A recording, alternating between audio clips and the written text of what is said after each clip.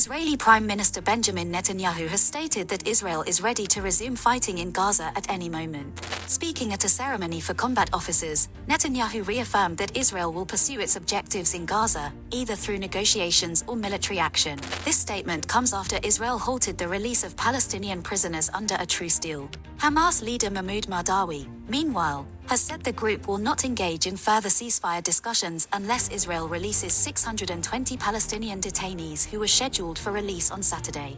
The Israeli government's handling of the ceasefire agreement has drawn criticism from within. Opposition leader Yair Golan has accused Netanyahu of violating the prisoner swap deal and obstructing negotiations. He warned that failing to uphold the agreement could escalate tensions further.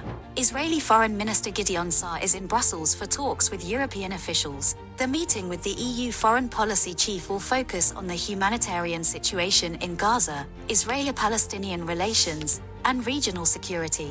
A draft EU document emphasizes Israel's security while also calling for the safe return of displaced Palestinians to Gaza. The humanitarian toll of Israel's war on Gaza continues to rise. Gaza's health ministry reports over 48,000 Palestinian deaths, while the government media office estimates a higher figure of at least 61,000, including those still trapped under rubble.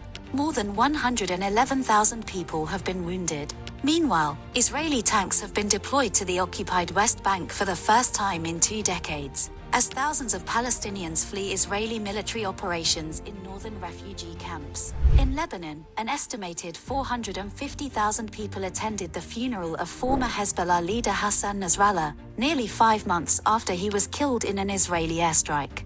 Netanyahu has also demanded the demilitarization of southern Syria, warning that Israel will not allow newly formed rebel forces to deploy near Damascus.